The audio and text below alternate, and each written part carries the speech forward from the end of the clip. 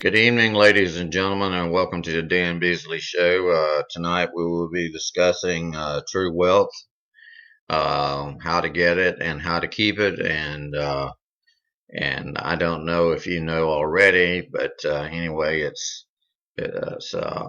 has something to do with where it's being kept and how it's being kept, and who's doing the protecting of it. And you look at all the banks and everything. The FDIC is supposed to be able to cover the losses of a lot of the banking institutions, and it turns out that they were not be able to cover those all those losses that they lost back in the last banking meltdown of 2009.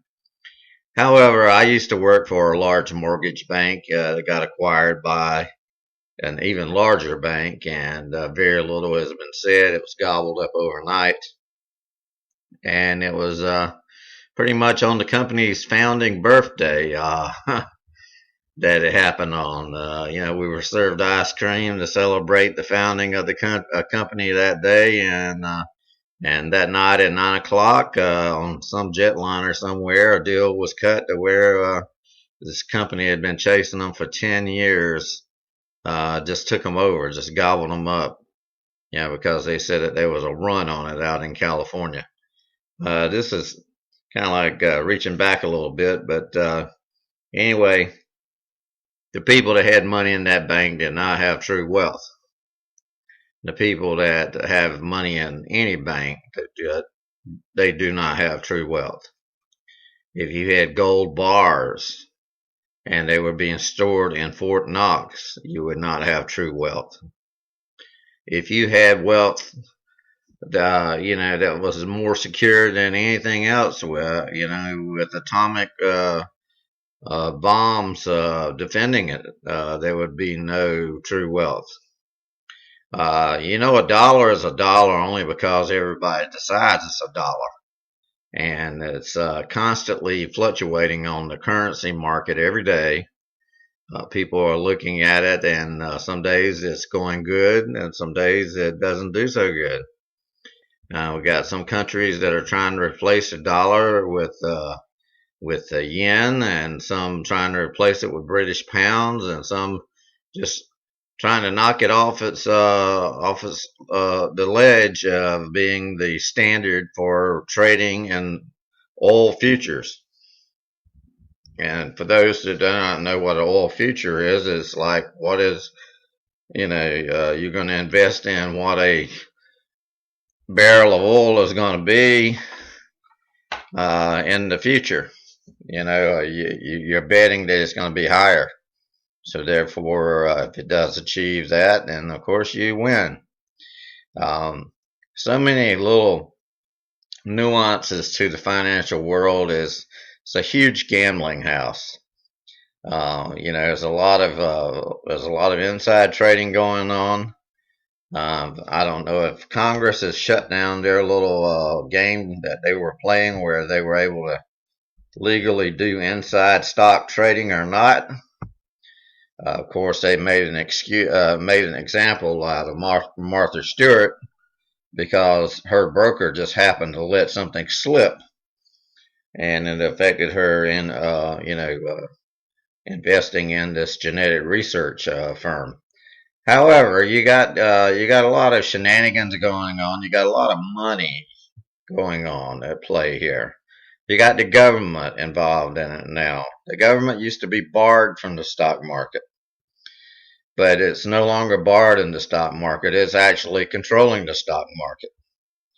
So whenever you see, something happen, they can artificially pump it up and make it look like it's not so bad. It wasn't such a bad day after all. However, let's get back on the subject of real wealth. Real wealth. What is real wealth? Is it iron, nickel, copper? Is it gold? Is it silver? Is it land? Is it real estate? Is it investing in a company that's doing aerospace research, Boeing, or Martin Marietta, or anyone like that? Or Can you just simply say wealth is an increase of value of something that you do not want to decrease, and you want to be able to use it whenever you need it as a hedge against trouble in this world? However, wealth is good and money is good, but the love of money is the root of all evil. That's why there's so much crime. That's why there's so many people breaking laws, that are selling drugs and selling other things and doing human trafficking and doing other things of robbing people and taking things, that don't belong to them, is because they're doing these things to get ill-gotten gains, that they don't have the actual transaction to take place that we call money. That's something that's acceptable between two parties to determine the value of something. So I've always been told, and the restaurant business may not like this, but I've always been told every time you eat out, if you eat at a fast food restaurant or whatever, even if you eat off the dollar menu, they claim that you're still losing money. That restaurant has already calculated that burger was going to bring them more money than you keeping your money. So they were trying to get you to part with it and to bring it to them. So it's almost like a food cycle. I mean, you've got these big sharks out there, these big high players, they even go into another route called gambling. And gambling, of course, is not a Christian way to support your family. You could lose everything that you own on one transaction. Sometimes Satan will set people up and make them a winner for a while, and then they get sucked into the game, and then they can't quit, and then all of a sudden, here it is, they owe everything to other people. I know a man right now that's having to cut timber off of his land just to be able to make payments to some people. I knew of someone else that lost a house that lost it in a card game, so I'm told. Anyway, true wealth, according to the Bible, is defined in Matthew chapter 6, verse 19. And it says, "Lay not up for yourselves treasures upon earth, where moths and rust do corrupt, and where thieves break through and steal." Okay, if you know heaven's not going to have any thieves. Heaven's not going to have any moths. I mean, there's going to be constant light there, and there's not going to be anything to steal, because everything is going to be made of precious metals and precious things, precious stones.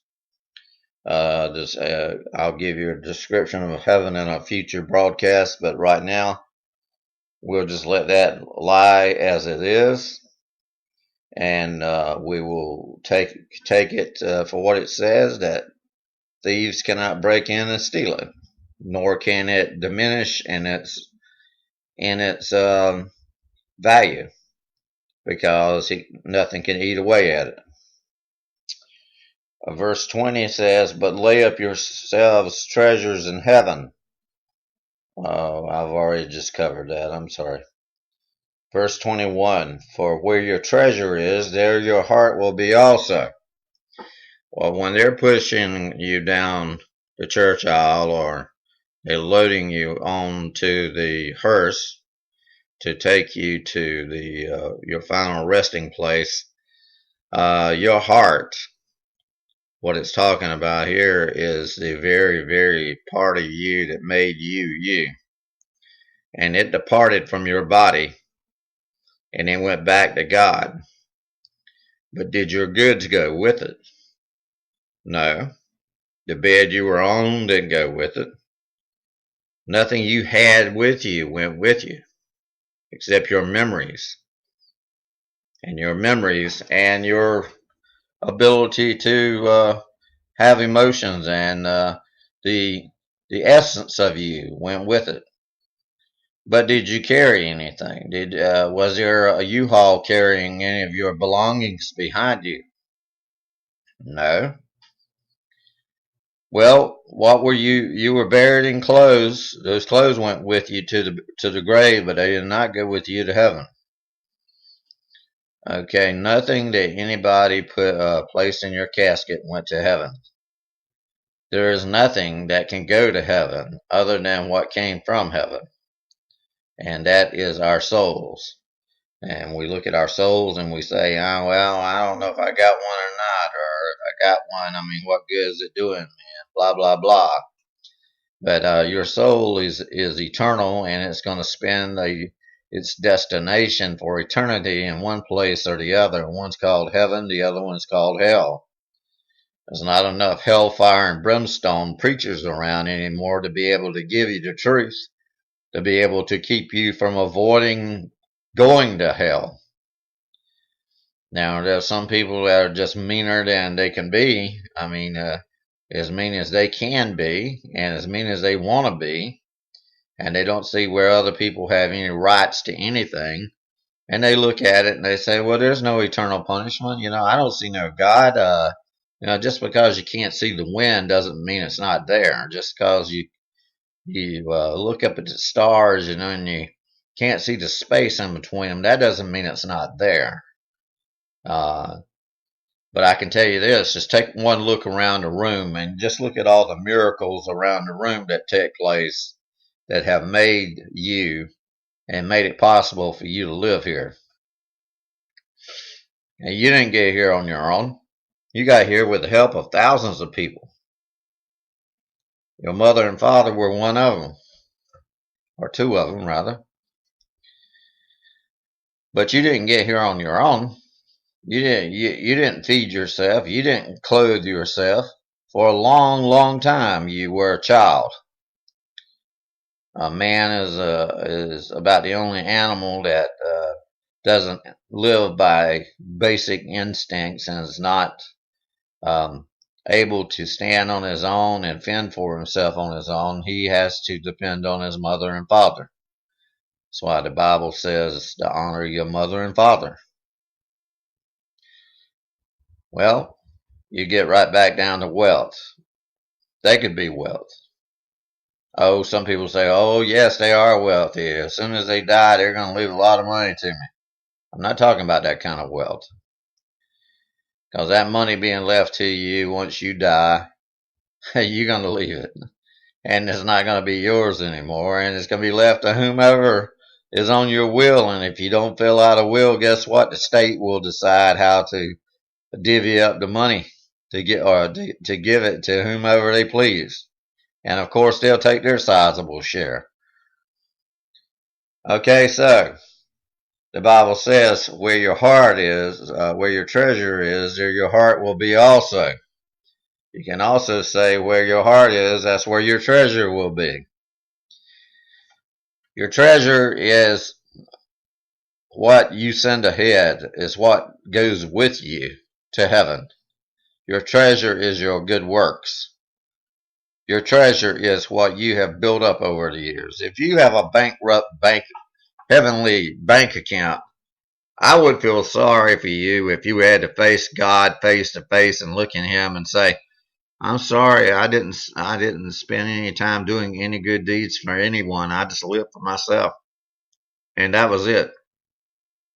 And God's not going to look favorable upon that. He didn't look favorable upon the servant who took the money that he gave him and buried it in the ground, and then he came back later and asked them all what they did with the money. And one of them says, well, I invested it, and here's 10 times more than what you gave me. And then another one says, well, I sort of invested part of it, and I saved some of it, and he was commended. But the one that says, I knew you were a harsh man, and I knew that you would punish me if I lost it, so I buried it. And then the master says, well, why didn't you just go ahead and put it in the bank? You could have